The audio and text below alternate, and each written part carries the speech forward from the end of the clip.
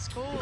Hello and welcome to one of my all-time favorite airplanes, the F-14 Tomcat. Shown here is the E-flite model, twin 40 millimeter EDF 4S powered variable swept wing, beautiful rendition of a Tomcat. It flies awesome. I've had it now for a few years, but I was a little reluctant to fly the airplane. Some of the initial reviews online, some of the kind of your more of the people on YouTube who flew the airplane kind of gave it a bad rap. And after I flew it, I realized that I don't know what they were talking about, because this is a fantastic flying airplane. It's really a lot of fun. I flew it in safe mode, without safe mode, wings swept, wings mid-sweep, and wings extended. It does everything remarkably well. It can be a little tough to see in the all gray, so you make sure you fly it on a bright day that it's not solid overcast, and man, you'll be rewarded with a really wonderful flying experience. Obviously, in the beginning, flew with the landing gear on to help get the airplane dialed in, and I have to say, like, taking off the F-14 Tomcat and landing it on a fabric runway is really easy. Like, it's really, to have a nice scale looking takeoff. Yeah, it's not going to be a carrier catapult launch, but it's going to be very much what you would expect a Tomcat operating from a tarmac runway would look like. And the airplane was really just a joy to fly and a joy to operate. But the only kind of bummer was I was flying with a landing gear on, because they're not retractable landing gear. They're fixed landing gear on here. So when the airplane goes whizzing by and the gear are down, it's not what you would expect from a Tomcat.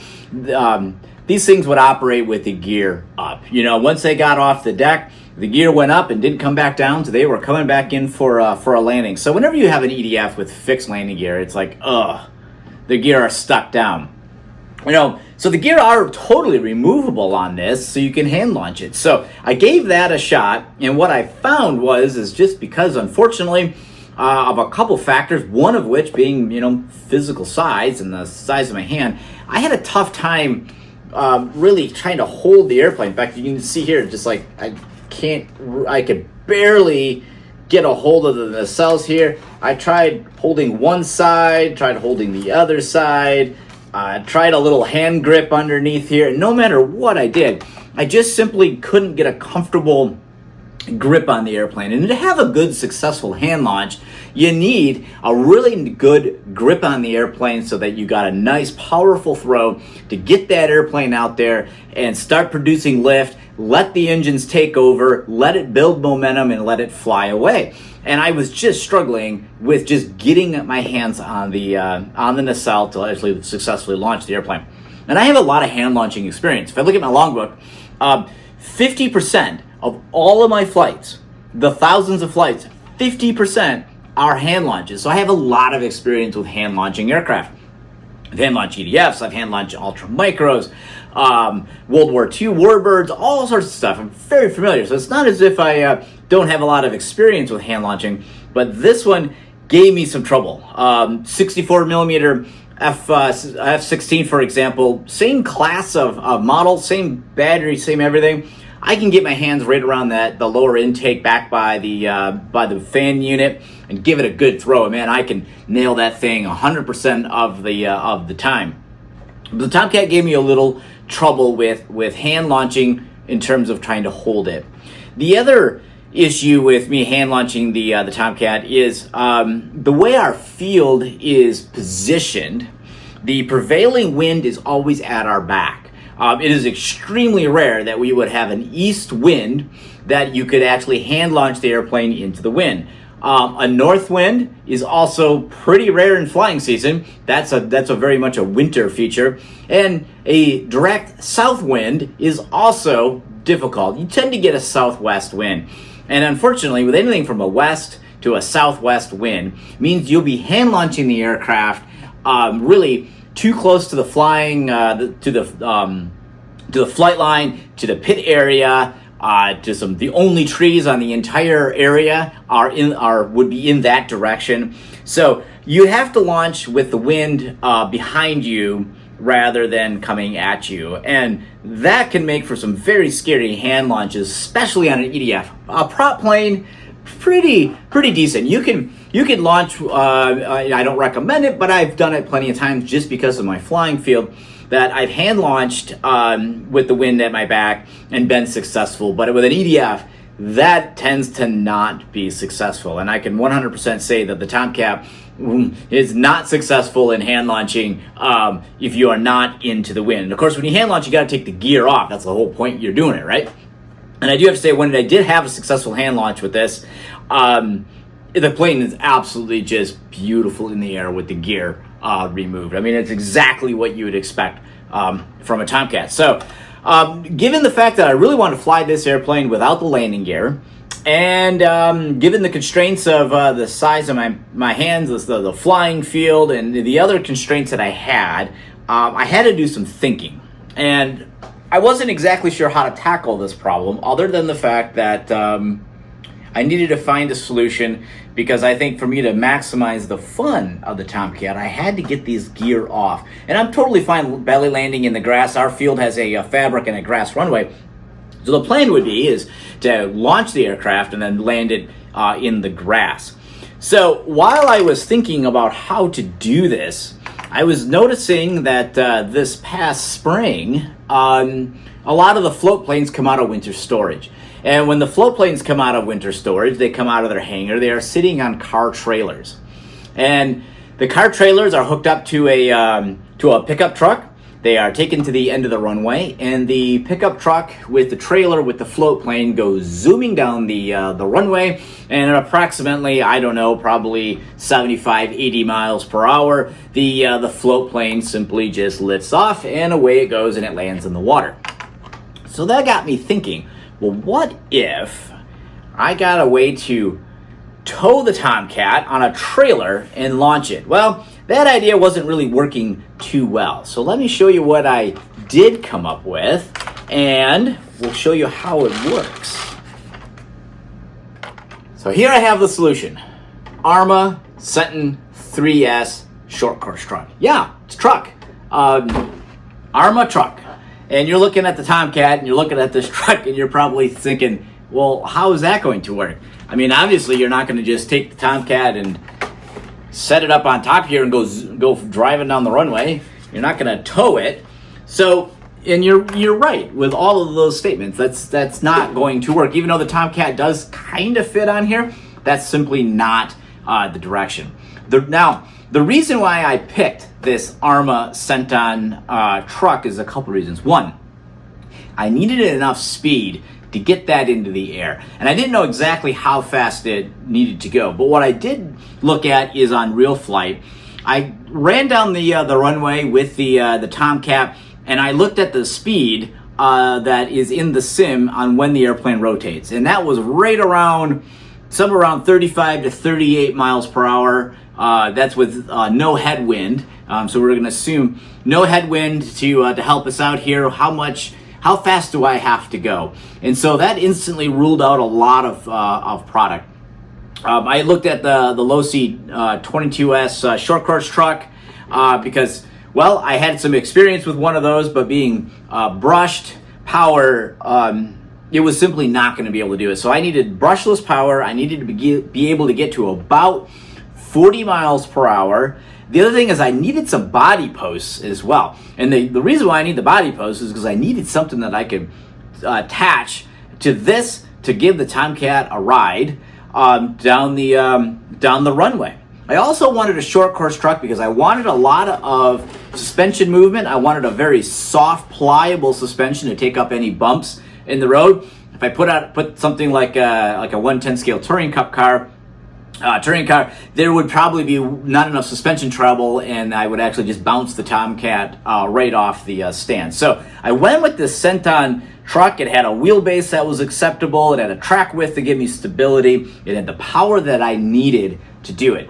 So then I'm just going to go ahead and take this body off because, in fact, this thing has never actually been driven with the body on because that's not why I have it. However, the nice thing about doing this is you do end up with a really awesome short course truck at the end of this project. So even if you did nothing more than just needed a good excuse to go buy a truck, this could be it. So let me show you what I built next. So there's only two things that I did to make this work with the Tomcat.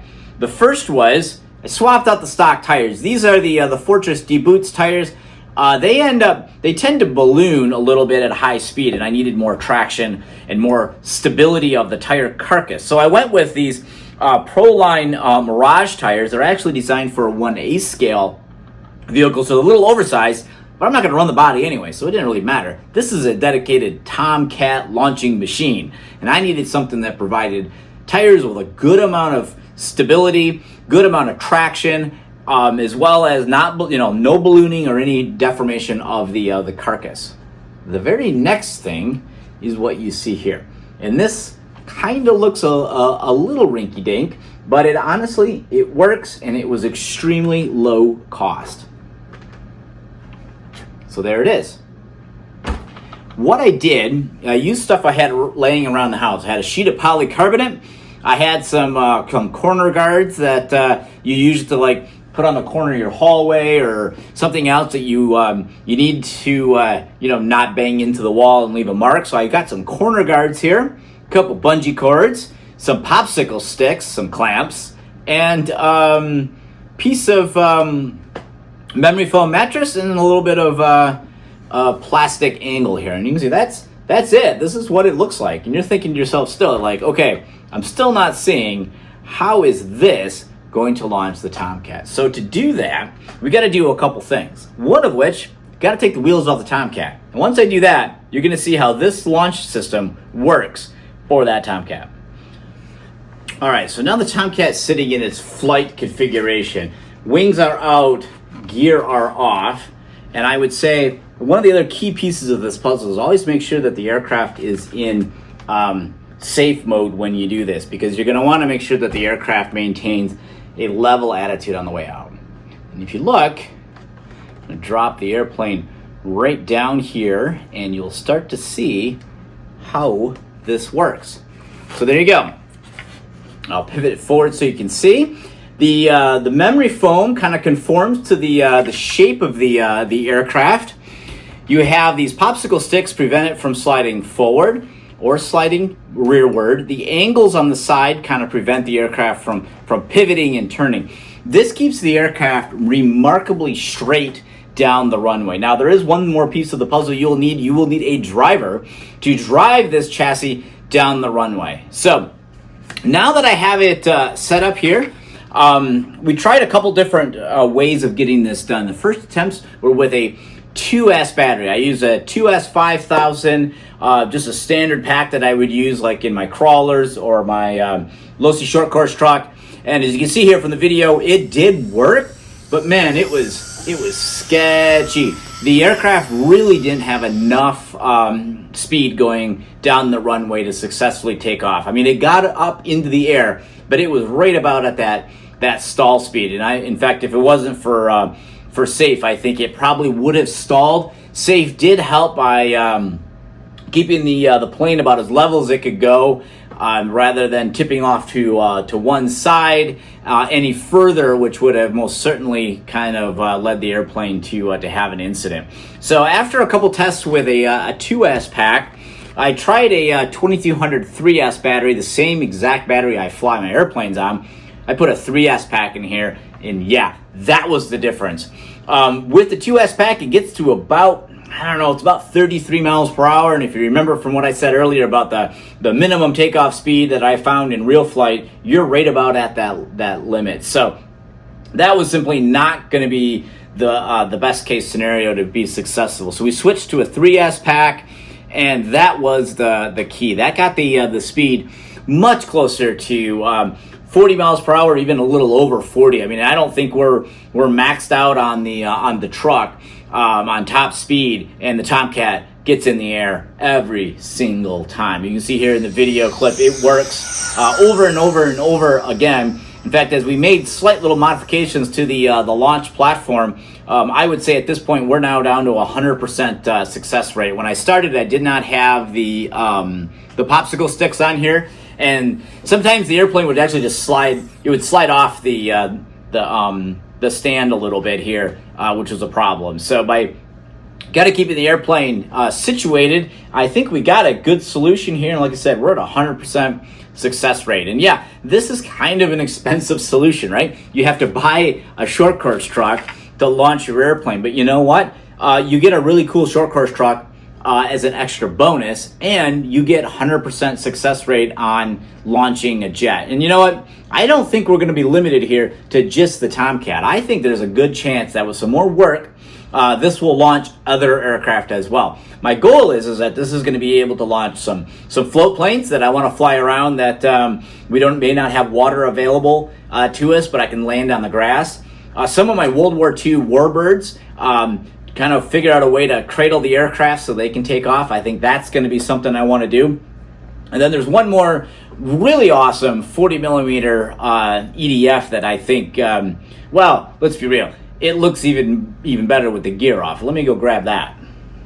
Yeah, I think this thing is going to work with the SR-71 as well. As you can see, the SR-71 is significantly longer than the Tomcat, and we'll certainly take some work to do on this stand. In fact, I don't think the launcher as it sits today will work right out of the box here for the SR-71. I think I'm going to need a little bit more work, but it's also winter and there's not much else to do, so why not work on ways to make this work?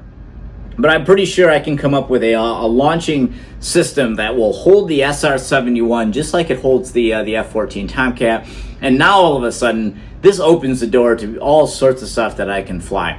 I'm pretty sure my 64 millimeter F-16 will work just fine on here. So I think anything, 64 millimeter and smaller. So 64, twin 40, you could launch a 50 millimeter probably with it. Of course, once you start to get to 50 and 30s, the hand launch is so easy that you really don't have a problem. It's the 64 equivalent size that we have here that got a little bit more difficult. The 70, I don't think most 70 millimeter jets have retractable landing gear. That defeats the purpose of doing this. So really this rig is set up the best for 64 and twin 40 EDFs, but I think it's also going to work for World War II prop planes.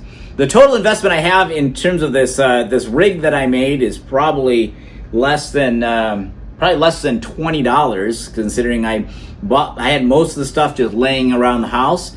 If you got an old memory foam mattress, before you throw that in the trash, cut a couple sections to have them ready for you, because that actually works remarkably well. There's enough grip there to keep that aircraft from sliding around too much. Some popsicle sticks, some clamps, a piece of polycarbonate.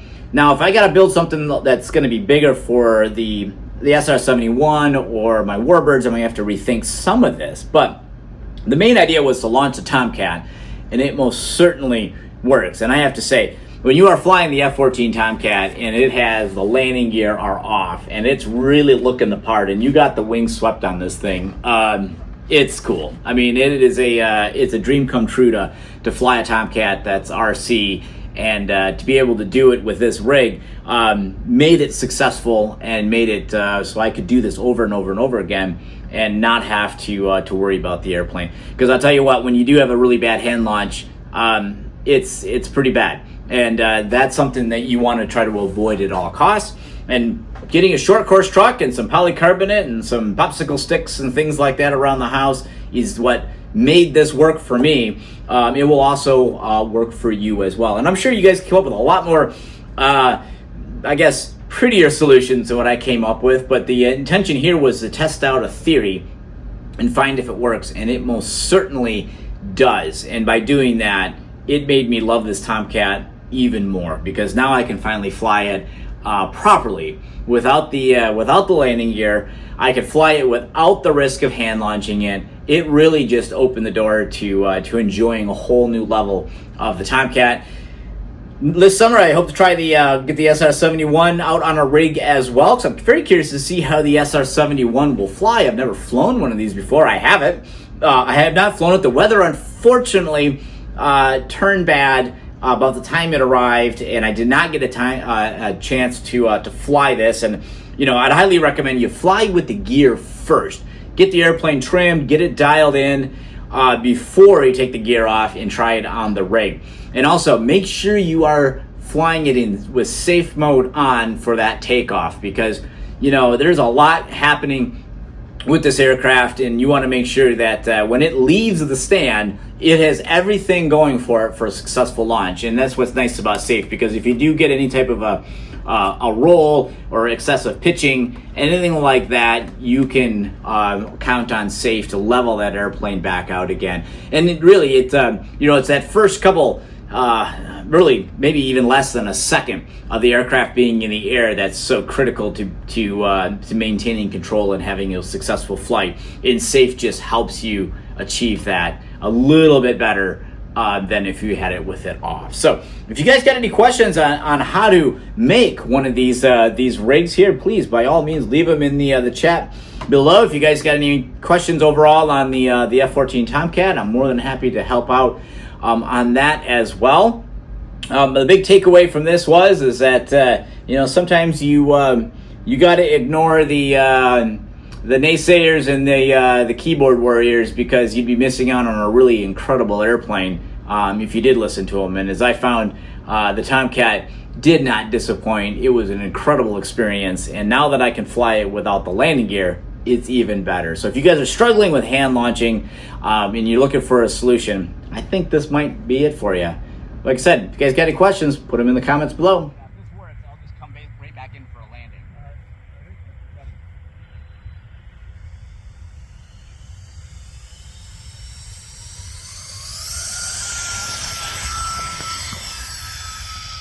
Woohoo!